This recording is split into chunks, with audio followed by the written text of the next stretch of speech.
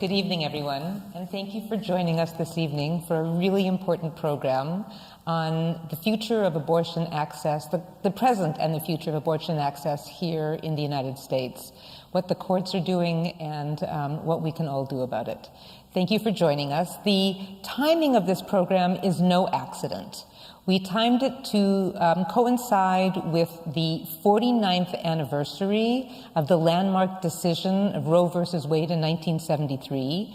That anniversary is later this week on January 22nd. And we also, by coincidence, are fortunate enough that the timing coincides with the Torah portion, not this week, but next week. That is the seminal Torah portion that deals with the Jewish perspective on abortion. The Torah verses from Parshat Mishpatim that we'll read next Shabbat talk about the status of the pregnant woman and the status of the fetus. And they make a distinction between the two. The fetus, although important, has a lesser status than that of the pregnant woman. And from that we learn that the life and the rights of the mother always take priority over the fetus, and that the fetus isn't considered a life, a nefesh, until it's actually mostly born or until the head emerges at birth. And this gives rise to the Jewish perspective on when life is conceived, not at conception, which is like some religious traditions, but when the fetus is born. And also gives rise to the fact that the life of the mother always takes precedent in the Jewish tradition. So for this discussion, for this panel, we have two wonderful panelists. Thank you for joining us. I'll really briefly give their bios. The first, Madeleine Gomez, is a reproductive rights and justice attorney who is currently State Policy Counsel at Planned Parenthood Federation of America. She has previously served as associate at a leading national plaintiff side law firm, a law clerk for the Honorable Martha Craig Doherty, and a fellow at the Center for Reproductive Rights and the National Latina Institute for Reproductive Justice. Thank you, Madeleine, for joining us. Hilary Schneller is a senior staff attorney at the Center for Reproductive Rights and was co-lead counsel on the Dobbs versus Jackson Women's Health Organization, the Supreme Court case from December that we will hear a lot about tonight. Her other litigation work at the center includes cases to expand abortion access, including in Montana and Mississippi. She has additionally worked closely with the center's human rights team to advance work on maternal health in the United States. So thank you both for joining us. Madeleine, let's start with you. Can you set the stage for us and give some background in terms of what is the constitutional status of abortion federally right now, and what rights did Roe provide? Sure. So, as you already highlighted, we are coming up on the 49th anniversary of Roe. That was a decision from 1973, and that really sets the floor. It gives us the foundation. It's the first time that the Supreme Court recognizes a person's right to decide whether or not to stay pregnant and their right to have an abortion. But I think more relevant to our conversation tonight is actually a decision from 1992 called Planned Parenthood versus Casey. And what Casey does, it does two things that are especially important for us. The first is that it draws a bright line rule. It says that before viability, states cannot ban abortion outright. They can't prohibit abortion. However, it also says the second important thing, which is that before viability, which I should clarify is about 24 weeks of pregnancy, before viability, states can restrict access to abortion in all manner of ways, so long as that restriction does not impose an undue burden on a person's choice to have an abortion. And so, what does that mean? And we see after Casey, politicians that are hostile to abortion pushing legislation, sort of all manner of restrictions, again, testing that meaning. What is an undue burden? How far does the right extend? What all does it protect? And we can talk a little bit more about the details of those restrictions, but that's essentially where the law stands right now. We've had a few different Supreme Court decisions that have reaffirmed the basic holding of Roe, that people have the right to abortion, and reaffirmed Casey, the viability line, and then interpreted the undue burden standard. Great. And so the words that are ring out are viability and when is that, which will obviously play an important role in the conversation as we go forward, and what is an undue burden, right? So if you don't mind going into a little bit more, so that's federally and constitutionally, and what's been happening at the state level in the last 5+ years? Sure. So, like I said, after Casey, and certainly even before, states are playing with this idea of what is an undue burden. And recently, I would say the last 10 years really, we've seen states impose restrictions on access to abortion that look a lot of different ways. They add mandatory delay laws that require patients to wait 24 or 48 or even 72 hours in between their first sort of appointment with a physician and then their second appointment in which they go in to actually have their abortion. States impose a series of restrictions on reporting requirements on physicians and clinics that far exceed anything we see in other areas of medicine. They impose what we call trap laws, which are targeted regulations of abortion providers that regulate sort of minutia about the actual facilities. You see laws that say the hallways in an abortion clinic have to be a certain width, or that a clinic has to have an elevator. And then they require certain credentials of physicians that are, again, totally unrelated to abortion care or the safety of abortion care.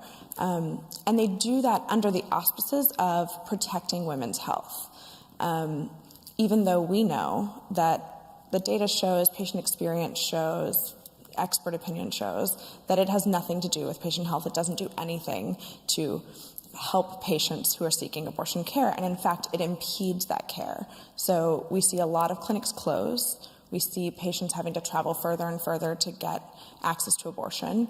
And meanwhile, they're taking cases to the appellate courts and eventually to the Supreme Court, again, considering what an undue burden really is.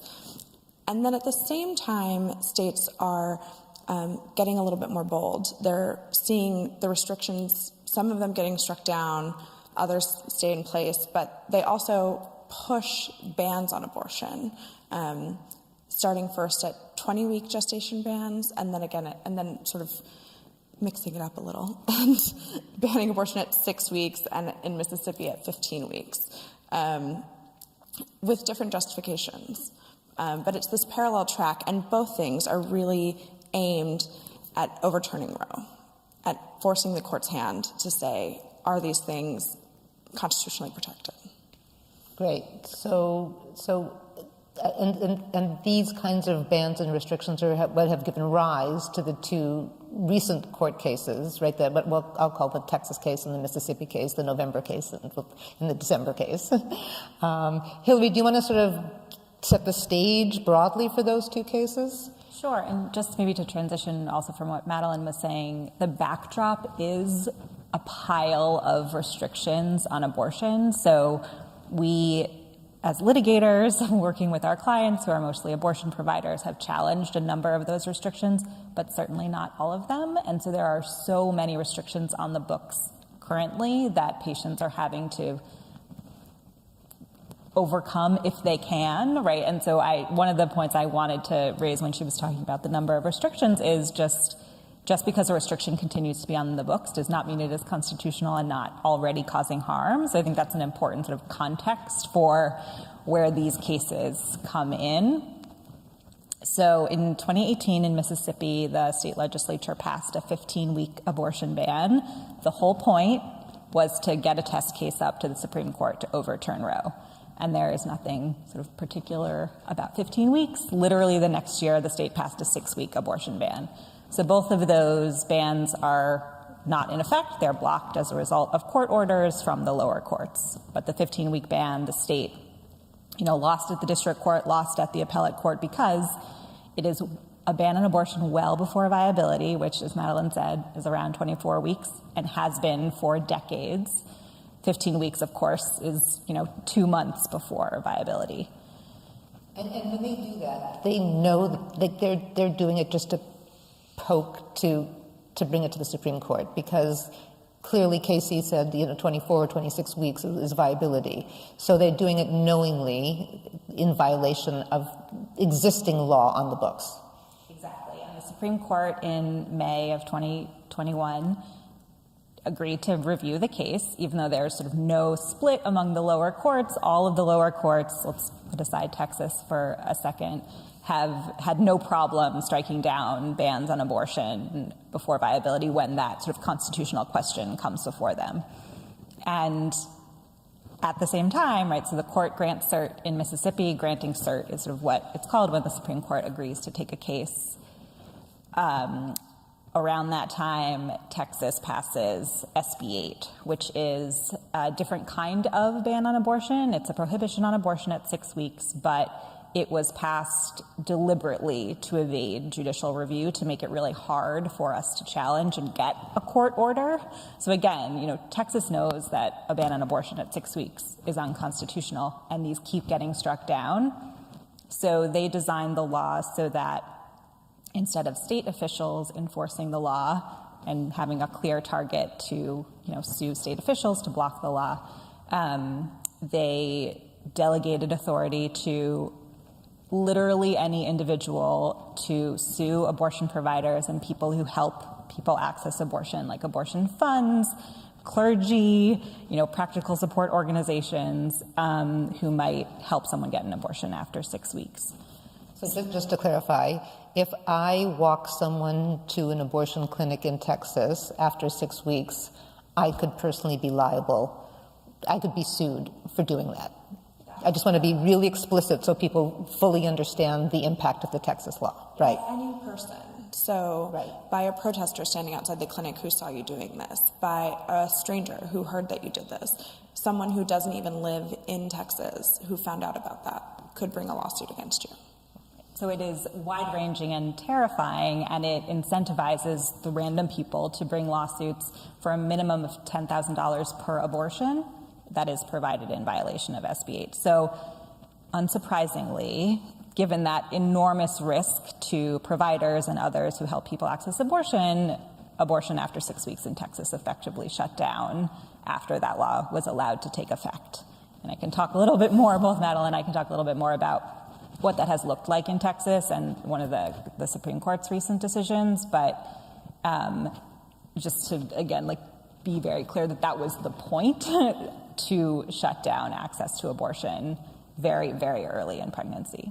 Great, and I want to certainly get into the two cases and what they look like and what they mean, especially since you were co-counsel on one and in the courtroom for one. But maybe, Madeleine, who does this impact? Who? So I live in New York. Why should I care about what's happening in Mississippi or in Texas? I'm asking it, obviously, to generate conversation. No, absolutely. I do care. So in a very real way, of course, it impacts individuals in Texas, people who are seeking abortion, those who are helping people access abortion, and providers.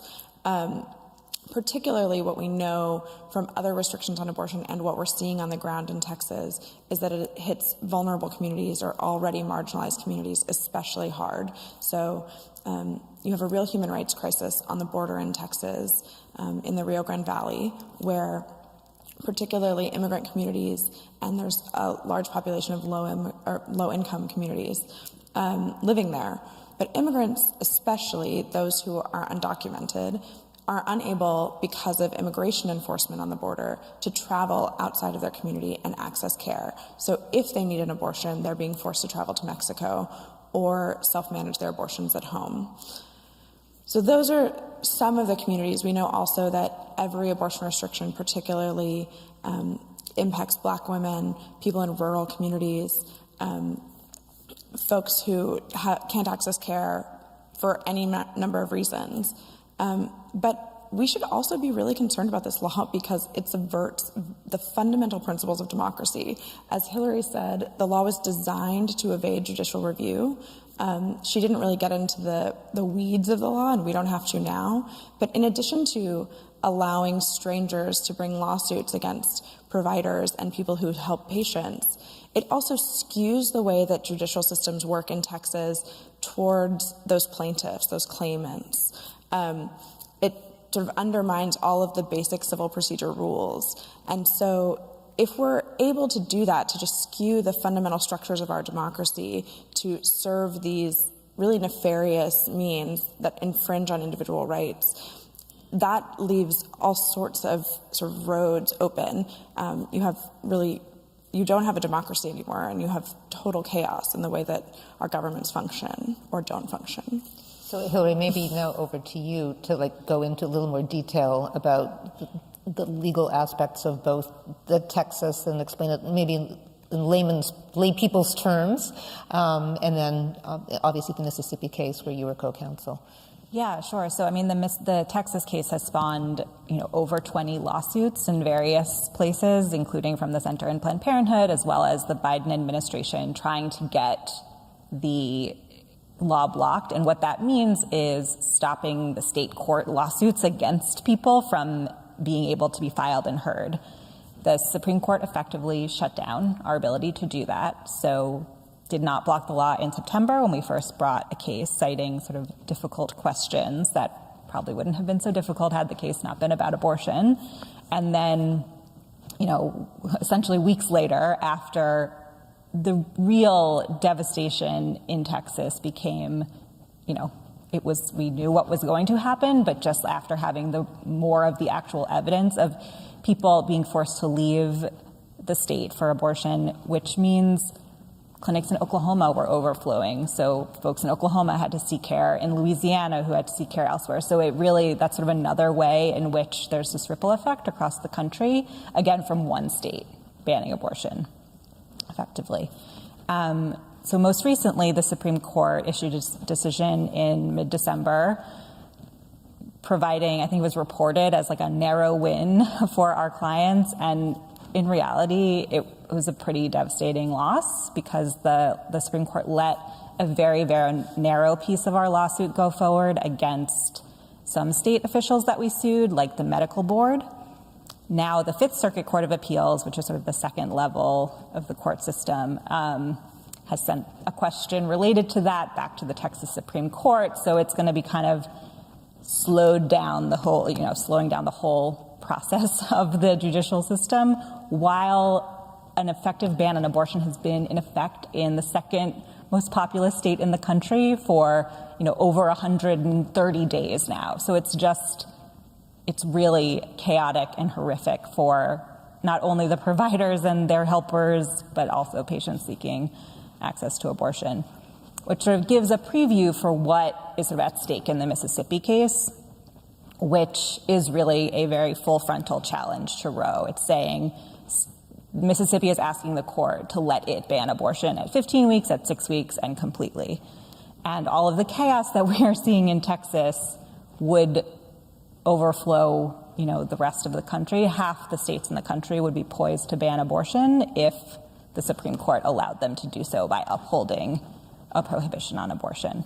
So great. So before we get into the details of Mississippi, it's like, from a layperson's terms, it sounds like Texas is trying to ban it at 6 weeks and Mississippi is trying to ban it at 13 weeks. Can you just explain a little bit more about the distinction between the two in terms of, I understand that lay people, anyone can bring the case, but the sort of the legal distinction between the two, just to clarify for the audience. Yeah, so Mississippi has really raised the merits question of, does the Constitution continue to protect the right to abortion that Roe and Casey have reaffirmed for nearly 50 years? Texas has primarily raised procedural questions, like who are the right people to sue? Because buried underneath that, the merits question, currently we know the answer to, right, is that, of course, a 6-week ban is unconstitutional. So Texas has deliberately designed this law to make it about procedure. And, of course, I think in we learned this in law school, that the distinction between substance and procedure is often pretty minimal, that if you don't have procedure, how can you, vindicate your substantive rights? But I think the Supreme Court has, in a way, been able to hide behind the technicalities and procedure in the Texas case, which they certainly won't be able to do in making a decision about whether the state can ban abortion in the Mississippi case. Okay, great. So let's dive into Mississippi, where you were co-counsel. So do you want to sort of set out the facts of the case and go from there? Sure. I mean, the key fact of the case is that the state prohibited abortion before 15 weeks, which they know and we know is unconstitutional. And there are sort of four primary arguments we have been making before the Supreme Court, both in our briefs and at the oral argument that my colleague Julie Rickelman did an amazing job at on December 1st. And those sort of four key points are about precedent and the rule of law, so kind of reflecting what are the values of our democracy here. This is not the first time the Supreme Court has been asked to overturn Roe. It's the seventh, and Mississippi doesn't come forward with any new argument for overturning Roe. It really rehashes arguments the Supreme Court has considered and rejected before, and the court is not supposed to overturn decisions just because it disagrees with an earlier one or may have come to a different decision than the Roe court. It has to have a really good reason to overturn precedent, especially precedent that has been so important to individual people's lives, and the state just doesn't even try to come up with anything new. The second point is really there is no kind of middle ground here. This is a pretty black and white question for the court. Are they going to allow states to ban abortion or not? It's possible the court will, if they uphold a 15-week ban, say, well, it's about 15 weeks and try to make it look like a compromise. But again, we have a very clear rule that states cannot prohibit abortion before viability. 15 weeks is well before viability. So there really is no way for the court, or there should not be a way for the court to be able to get away with that. So won't be able to hide, perhaps, in the way that it may be able to in the Texas case. It's really going to have to come forward in the Mississippi case and be clear about its decision. The third main point is about gender equality, and Mississippi has made some pretty startling and out there arguments that, women have it all now, we don't need abortion, because there's access to childcare and pregnancy discrimination laws and all sorts of wonderful things, many of which the state of Mississippi, to be clear, does not have on its own. And, that's just wrong and kind of besides the point, right? Abortion has been critical to many of the advances women have made in educational attainment, participation in professional occupations. There's an excellent brief on behalf of nearly 100, it's more than 100 economists that was filed in our case, making clear that it is abortion, and abortion specifically, not contraception, that is responsible for a lot of those gains women have made. And this final point is really about chaos, and Texas has made clear what banning abortion in one state looks like if the court allows states to ban abortion across the country, right? Half the states we can already tell, would be prepared to do that. So just the ripple effects across half the country and really leaving, the South and large parts of the Midwest without access to legal abortion. And what's the reason, or do they give a reason, for 15 weeks? So if viability was 26 or 24 weeks, and you got 15 weeks in Mississippi and 6 weeks in Texas. Are they saying that the viability is earlier now? What's their rationale? Yeah, so one of the reasons Mississippi has come up with for 15 weeks is that it is a way of encouraging people to get abortion earlier, so that abortion is more dangerous after 15 weeks than before, which abortion is safer throughout pregnancy than the alternative, which is childbirth. And, in this country, childbirth is 14 times more dangerous than having an abortion. That is even worse in certain states. In Mississippi, it is 75 times more dangerous to continue a pregnancy and give birth than to have an abortion. So, they can come up with reasons, but they really are under this pretext of sort of women's health and safety, and no real distinction between 15 weeks and banning abortion entirely in terms of their argument about protecting fetal life, which is ultimately what I think they really want to say. And they do make that argument in addition to these sort of women's health arguments. And I'll point out, right, that Mississippi has one abortion clinic remaining. They have regulated abortion to the point of really squeezing it at both ends, so that this argument of we're trying to encourage people to get abortions earlier, they're making it harder to get abortions earlier. They have done everything in their power to make it more difficult for people to access abortion as quickly as they want. Polling shows that when you ask people who have had abortions if they would have had it earlier if they could have, almost entirely they say yes. The majority of people would prefer to have abortions sooner. They can't because of the obstacles that states like Mississippi have set up. So Mississippi is trying to close the one remaining, basically shut down the one remaining abortion clinic effectively. I mean, and they have tried many times before, like the trap laws Madeleine mentioned. We challenged on behalf of Jackson Women's Health Organization. That's one clinic in the state. The point of the law, as the governor said, was to try to shut down the clinic. You know, a 6-week ban, similarly, a 15-week ban. Yes, they all have the same goal. And so, Hilary, so why don't you go into the arguments of your case and how it felt to be in the courtroom and how it felt to be in front of the justices and.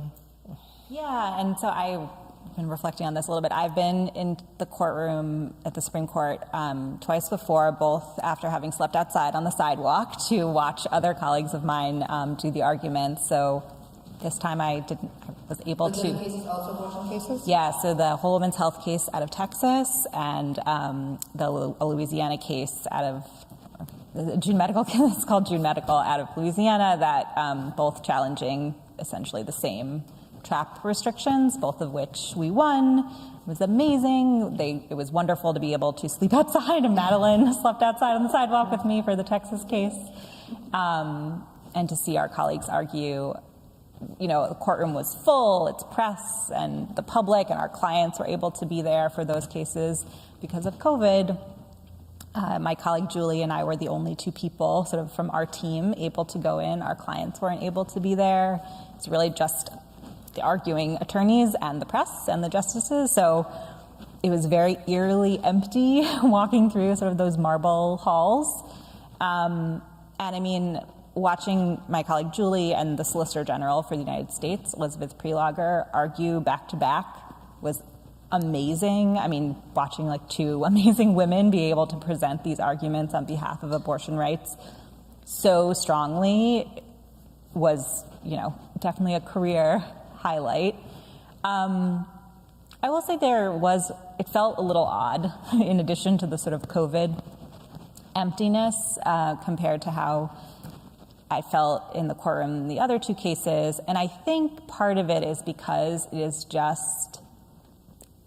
upsetting and odd, I guess, to really confront that these arguments are being taken seriously before the highest court in this country. And I think that was reflected through some of the questions the justices asked. But just really in 2021, 2022, we are really here trying to defend really our basic humanity. And it's just kind of coming to grips with that, I think, was a very odd feeling in there.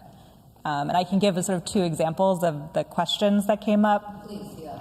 That were, I think, particularly, I don't know if odd is the right word, but sort of a little concerning. So one line of questions was about should the court just kind of get out of the business of these abortion cases, because the Constitution is neutral on abortion. And that is just an odd framing, because of course the Constitution is not neutral on principles of equality and autonomy. The 14th Amendment protects our fundamental right to liberty. If our right to make reproductive decisions is not part of liberty, I really don't know what is. There's very few things I can think of as sort of more fundamental. And around the same sort of line of questions was, Justice Kavanaugh had a list of famous and celebrated overrulings. So, right, Brown overruled Plessy and the rule of separate but equal, and trying to set up a comparison between like Roe and Plessy, which is a very anti-abortion sort of talking point. And again, just that is so fundamentally in opposition to what the reality of Roe in protecting our individual rights to make decisions is. The director counsel of the leader of LDF, NAACP, Cheryl Neifeld, came out with a statement saying, I need to call out sort of this misleading comparison between these cases. You just fundamentally cannot do that. And in fact, right, the comparison would be between Roe and Brown, because Brown is about the court coming forward and really enforcing the rights under the Constitution. So that sort of set of questions was pretty disturbing. The other one that comes to mind, which has gotten a lot of deserved attention, was Justice Barrett asked a question about sort of if we accept that like pregnancy imposes burdens, but if people are able to give their children up, why do we need abortion to sort of address the burdens of parenthood? And she cited infant safe haven laws, which have been around in this country for decades. And, of course, the ability to give up children to family or for adoption has also been around for centuries. So again, just this is picking up on an argument Mississippi made that is not new.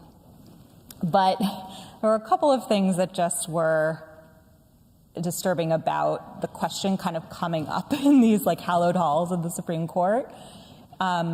One of which is really like the burdens of pregnancy are enormous, and we can't just kind of, well, if we put those aside or if we accept them, like what about this other thing?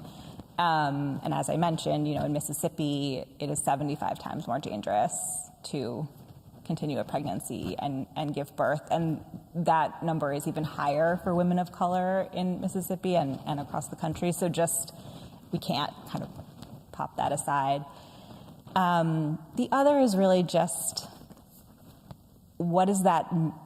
It is not an easy thing, right, to give a child up after you've, been pregnant for 9 months. And it sort of, it comes to, it gives a feeling of like, what is the view of the person who she has in her mind, right, of the person seeking an abortion or who might be thinking about continuing their pregnancy and giving up their child for adoption. So it to me, it's like kind of dehumanizing view of the people who are impacted here. And to me,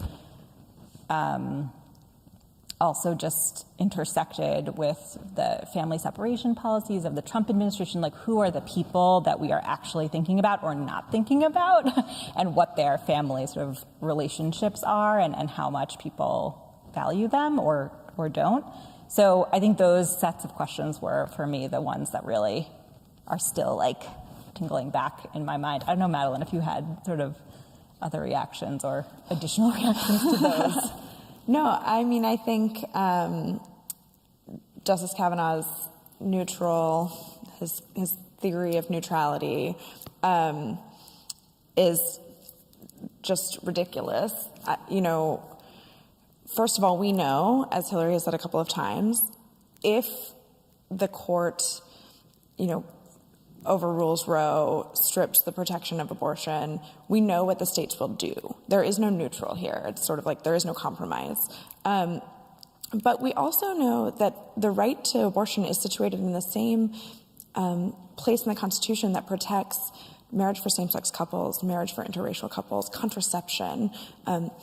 If he's suggesting that the court get out of the business of saying what the law is, saying what the protections are for abortion, should the court also get out of the business of protecting those rights? And for what it's worth, the people who have put forward, who designed the Texas law, who are arguing on behalf of Mississippi, have actually asked the court to do just that, to say, step out in these areas as well. So our rights are intertwined in this way, and it is in fact the court's job to be a bulwark against this kind of oppression, to stand up and say, we're going to protect minorities, and I don't mean sort of racial minorities, but subjugated populations from the whims of the so-called majority. Again, I think you can't really think about these rights and what's happening without also thinking about voting rights and gerrymandering and sort of who is leading the states of Mississippi and whether or not that's actually reflective of what the people in that state want. But it is supposed to be the court's job to step in and be a protective body.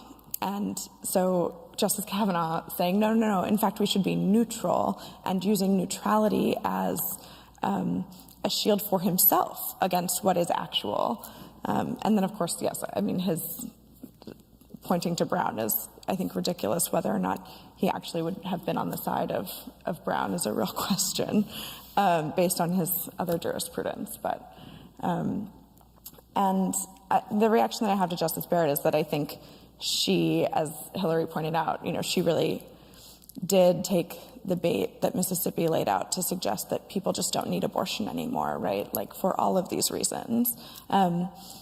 But we see states put forward policies like this that look benign or even benevolent and are in fact coercive to sort of urge people to not consider abortion anymore without thinking about, again, all of the ramifications that are emotional and also really felt economically for pregnancy or childbirth or, growing your family when you're not ready. So obviously you can't predict the outcome, either of you, of the case, but I guess that there's a range of possibilities, and maybe we can talk a little bit about what the range of possibilities is and what the ramifications would be, I guess if they overturn Roe altogether, if they enforce the 15-week ban, and how that might play out in the states, and also, as you said, Madeleine, federally, what that would look like. Yeah, I think the argument we have made to the court, right, is there is sort of one or two options. They can uphold the 15-week ban and are overturning Roe, whether or not they use those words, or they can stick by the 50 years of precedent and strike down the ban. And I think if they uphold the ban, we will see states act as aggressively, even more aggressively than they already have. I think it's about a dozen states already have laws in the books called trigger bans that say if the court overturns Roe, some of them say in whole or in part, abortion will be illegal in our state. So, right, states have already set up for what they think and expect the court to do. So that's sort of on the, the downer side. I do want to, if even under this court we are able to get a win and they strike down the 15-week ban, we will have preserved the status quo, right? Abortion access in this country is absolutely not where it should be, and it is a patchwork across the country. So we won't have sort of moved forward, and we should still, there are various things we can talk about in the states and in Congress that would push us forward, but, I think it is important to kind of reckon with the fact that a win would still be a preservation of the status quo. Really important, but sort of not a forward movement, really. Yeah, I'll just add that the states are watching the Supreme Court the same way we are. We're at the beginning of legislative sessions right now, and a number of states have already introduced or filed 15-week bans, 6-week bans, a lot of copycat bills based on the Texas ban. I think the Supreme Court is a signal, and they're eager. So what can we do to move things forward? I mean, you sort of opened that door, Hilary. I'm going to kind of walk right through it, right? So, what can we do? So as a practical matter, abortion funds exist and always need support, so they help people access abortion in whatever, every state has at least one abortion fund. So I think that is an incredibly practical thing people can sort of know about to support and be involved with their local abortion fund. On the sort of legal policy advocacy side, Congress has a law called Women's Health Protection Act, or WIPA for short, which would provide a federal statutory right to abortion for abortion providers to provide abortion care and for people to access abortion care. And so that would protect the right to abortion in every state in the country, regardless of what the court did in either the Mississippi or Texas cases. It passed the House in September. It is in the Senate, so people can encourage their senators to support the bill and thank their senators who already support the bill. I think it has like 48 co-sponsors already, so we're kind of neck and neck.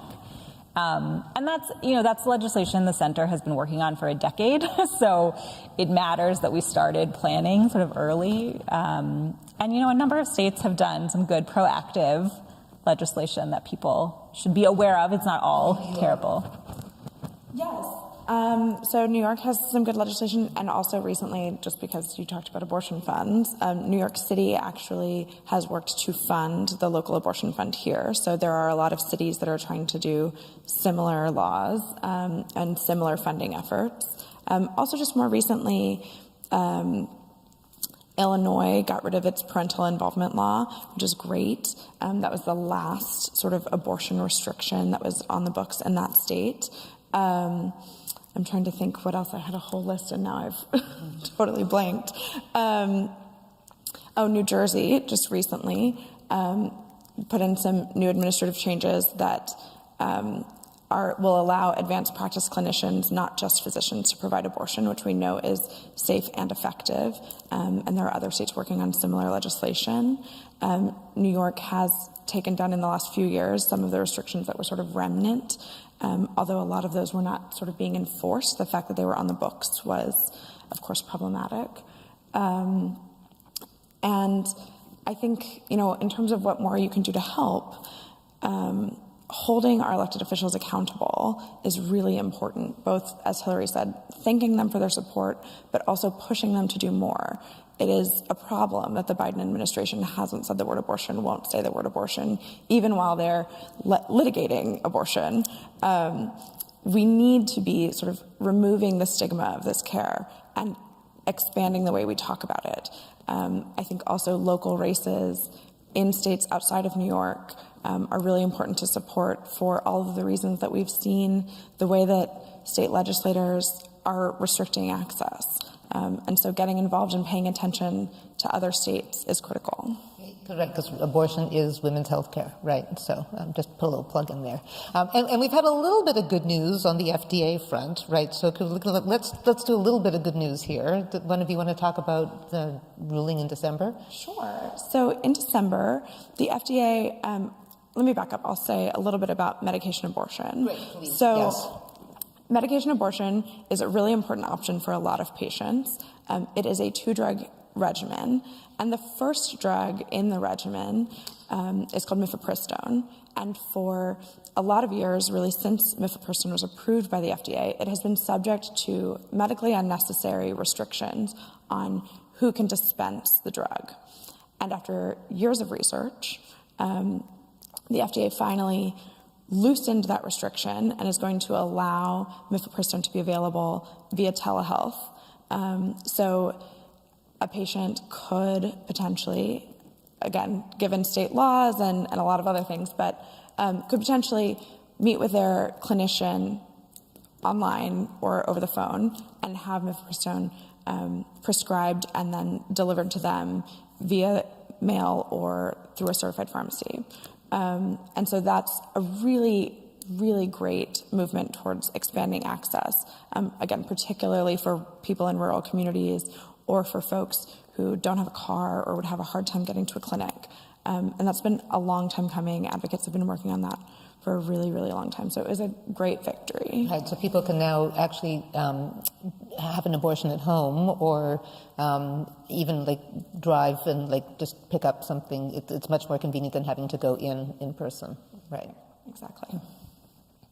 So that's the good news, right? So the FDA has now allowed that, and the less good news is at the state level. We still have to work on is that unfortunately a lot of states going, again, particularly after abortion, even while they're sort of loosening telehealth requirements for other kinds of medical care, have banned telehealth for abortion specifically. And so in those states, after this conversation, I'm sure you won't be surprised to learn, it's a lot of the South and wide swaths of the Midwest. This FDA change won't have any impact. Patients will still need to go to a clinic, meet with a physician, go through all of the series of obstacles that they would have to for a procedural abortion. But again, I think it's still good news coming out of the FDA. It doesn't expand access as much as we need or want or would hope, but it does help some folks, and it gives us a clear sort of target for these laws that need to be struck down. Great. Hilary, do you have anything to add on that front? I mean, when the federal government can stand up for some science and actual expanding access, it is good. So I think we can celebrate, even though absolutely we have to be realistic, because I think some reporting comes out about it. It's like this, right, that says if it's some silver bullet, and it certainly isn't, right? It's not going to be a solution for every single person, but it is certainly super important. So we can hold both things at once. We got to celebrate the wins when we have them, right? For sure. Yes. I wanted to just shift the conversation a little bit, and I opened talking about the fact that next week's Torah portion sets the groundwork for the Jewish view on abortion. I want to talk a little bit about what the role of religion is in this conversation. Before we met, I said to you I finally started reading The Family Row, Joshua Prager's new book, which is really excellent. And the first chapter is called Sex and Religion, right?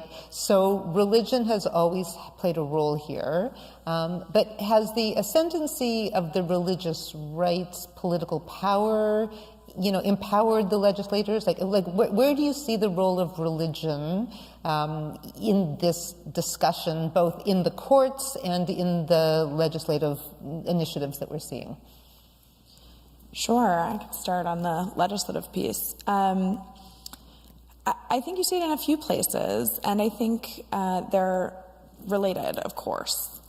First, you see a lot of legislation on religious refusals that allow people to deny care or refuse to participate in care based on their religious beliefs.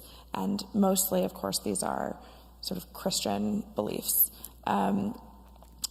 Because how it applies outside of Christianity is sort of, I think, unclear how a court would interpret that. But again, this is about abortion. It's about sometimes sterilization procedures. It can extend to miscarriage management when miscarriage is a similar procedure to abortion, and for gender-affirming care for trans folks. So those are sort of the main places we see it. And there's been a lot of legislation pushing the right to refuse care based on someone's morals or their conscience. At the same time, in terms of abortion, we're seeing a lot of legislation that's sort of premised on this idea of life and when life begins. And that, again, is a very sort of Christian idea of fertilization or conception. And then also, I think you sort of highlighted this at the beginning, thinking about what the balance is between sort of fetal life, as a lot of the opposition talks about, and the life of the pregnant person, and what takes primacy. And what we're seeing in a lot of abortion bans and regulations otherwise is this, I think, view that's held by a religious minority that the fetal life should take primacy there. I think it's hugely problematic, of course, but a lot of the conversation around these bills is sort of premised on this idea of life that is, I think, not held by the majority of people, and certainly is not a clear-cut rule. It's not based in science. But religion gets used as both sort of a shield and a cudgel, right? It is used as the justification to import these oppressive policies, and then it's a shield both, again, to deny offering care, but also to sort of push against anyone's right to criticize it, to question it. Because this is my religious belief, you can't come anywhere near this. Of course, we don't have the same protections when I say that I think as a moral, as a question of morality, it's critical to give people the care they need, whether or not that's abortion or contraception or any other health care. Right, and is it a First Amendment issue? Because like I said, the Jewish view is life happens when the a fetus, is delivered, is born, right? So life is not at conception. So by denying me access, you could be infringing upon my religious right. And I know in the Mississippi case, there were some amicus briefs filed religiously. Yeah, I think it raises sort of two First Amendment concerns. One is that it's about the individual right to exercise your own religion. And sort of that comes up in the amicus briefs, I guess, filed on both sides. There were amicus briefs filed in support of Mississippi as well as in support of the clinic and the right to abortion. And they raised that issue, and the other issue is really kind of an establishment clause concern of if the state is accepting one view over the other, they are imposing their religion through state policy on everyone, which is an establishment clause violation.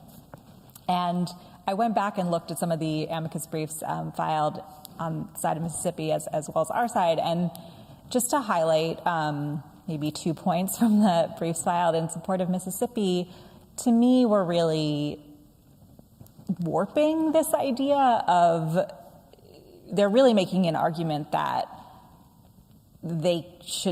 states should be able to impose a particular view of when life begins on everyone, but sort of clothing it in a free exercise argument. And the other disturbing argument that came up in a couple of the briefs was really using, the history of state-sanctioned violence and eugenics against minority religions, including Jews, to say that is a reason to oppose abortion, and sort of putting them side by side, which is just, again, wrong and actually really disturbing and offensive, because those are about policies giving the state power to control people's reproduction, which is what the state of Mississippi is doing by prohibiting abortion. So I just think they're kind of mixing up deliberately a lot of principles that really should kind of fall on the other side. And there were a couple of briefs filed in support of our side in the Mississippi case, making points in favor of religious pluralism, right? And this establishment clause idea that each individual person should be able to make decisions for themselves based on their own religious and moral conscience. It's not for the state to sort of pick one and impose that on everyone else. And so the other couple of issues that came up were drawing out that the people who are most impacted by prohibitions and restrictions on abortion are families, women and families of color, poor people, people in rural communities, vulnerable communities that, religious people are usually centering and should be sort of the focus of this. So when bans and restrictions disproportionately impact those folks, we should have a particular concern with that. And the other piece I wanted to mention was not about the Mississippi case, but in Texas, two of our clients, two of the plaintiffs in our lawsuit trying to get the Texas ban blocked are clergy. So they are making the argument that prohibiting abortion, or in this case, interfering with their ability to counsel patients who are seeking abortion or making any decision about pregnancy where abortion may be one of the options, this Texas law, chills their ability to do that and interferes with their, relationships with their congregants. So, I think that's something we don't see as often, but is certainly something, we are trying to make more clear that abortion is a moral good, and people can come at abortion, in support of abortion, from a religious and moral perspective. And, it shouldn't just be one side sort of co-opting all of the arguments that Madeleine was sort of raising. Religious argument, right. Yeah. I want to get a little personal here, and I'd love to ask each of you, what brought you into this work, and how does it feel to be in the grind, day after day, month after month, year after year? Who wants to go first? Start. There wasn't sort of like a light bulb moment for me to get into this work. I had been pre-med most of college and then decided to take a different path. You're in the medical field of law right now, as it turns out, right? Exactly, yes. But I think gender, sexuality, reproductive rights issues have always been, to me, the thing that like kind of gets me angry and like energized. And the relationship to equality to me is so like I just cannot. It is so disturbing and just cuts against me, the idea that if the state can control these decisions for people or take away or not provide the resources for us to make these very fundamental decisions about how to shape our families and our lives, like there is sort of nothing else. And more recently, I've been thinking about this maybe more personal, sort of buried deep inside family connection to it. So both of my grandmothers had abortions before Roe, which is not something I ever talked with them about, and can't talk to them about it now because they've passed away. But, you know, in a very real way, like I wouldn't have the life that I have had my grandmothers not been able to, I mean, not legally make that decision for themselves, but to figure out a way to access abortion because that was what was best for them and their families at the time. And it's just, everyone is impacted by abortion. Someone in their family or someone they know has had an abortion. And even if they haven't, people who have been able to continue a pregnancy and give birth have made a decision, hopefully, right, to do that. It wasn't the state making that decision for them.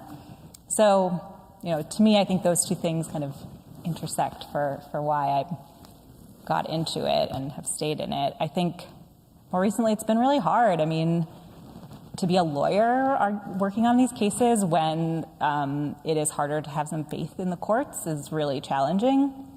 But I also think about our clients who are waking up every single day and keeping their clinic doors open with protesters literally on the sidewalk yelling at them. So if they can do it, I should certainly be able to do it. So I think that sort of helps a little bit. Great, thank you. Thank you for sharing that about your grandmothers too. It's amazing that your family actually talked about it, that it's known in your family. It's a beautiful thing. Yes, it's known, I guess, in my family. I didn't talk about it with them, which now, right, I wish that I had sort of known earlier, but that's another thing of people should share these stories. Yeah. So important to share people's stories. Madeleine. Yeah, you know, I think a lot like Hilary, I have always been very interested in and driven by questions of gender and sexuality and equality. I grew up in Texas. I went to Catholic school all through high school. And I saw the ways that oppressive policies and sort of the stories that people are told about family and pregnancy and sex and abortion. I think the first teacher that talked to me about abortion I was in 4th grade. And certainly I never heard about abortion sort of in a positive light. But I saw the way that impacted women I was growing up with, my friends. And then I came to college and saw sort of people who had been raised in different spaces and different sort of communities thinking about abortion in different ways. It sort of felt like even if I wasn't having the conversation was happening around me, and I was always very aware of it. And then shortly before I went to law school, Wendy Davis did, or I guess it was while I was in law school, but shortly before I went to law school, a lot of federal legislation around defunding Planned Parenthood, and there was a lot of talk about restricting abortion. And then while I was in law school, Wendy Davis did her sort of filibuster in Texas. And I was already sort of thinking a lot about this work, but it really solidified it for me. So it was, again, very present in my life, very active. And in terms of how I feel about it, I mean, I think, again, a lot like Hilary, some days it feels like trudging through mud. It can be really hard, but more often than not, I feel incredibly privileged and very grateful to be doing this work. It is so inspiring to work with our clients, to work with our affiliates, the Planned Parenthood affiliates, and with folks who are working at abortion funds, who really are on the front lines, and certainly thinking about patients. I think being able to work with them every day and be inspired by them and work with people like Hilary is, I really can't ask for anything more. The work is challenging and it's interesting, and even on the difficult days. It's really inspiring. And yeah, I mean, as a lawyer, it can be difficult, but more often than not, I think it's a long game. You know, we're in the middle of this fight right now, but there's a long way to go. Well, talk about privilege and gratitude. We're so privileged and grateful to have you, not just here tonight, but in the trenches for us. And I opened with a little bit of Torah. I want to end with a little bit of Torah. So this week's Torah portion is Parshat Jethro, and it's most known for when the Israelites, God reveals God's self to the Israelites, and we receive the Torah, or the Ten Commandments. We receive our Constitution this coming Shabbat. But what happens before we receive our Constitution, at the beginning of the Torah portion, is that Moses establishes a system of judges. Moses establishes the judiciary before we get our Constitution. And we learn that the judges should be, the qualities the judges should have, that they should be capable, they should spurn, ill-gotten gain, they should be trustworthy, and they should fear God. We are told that justices need to be above the fray. And this week's Torah portion really reinforces the Jewish view of how much impact the justices and the courts have on our lives. So this conversation is so important, both from a Jewish perspective and a national perspective, and we're just so grateful for you to come here this evening and to illuminate us and keep fighting the good fight, and we're with you. So thank you very much for this evening's program. Thank you for having us.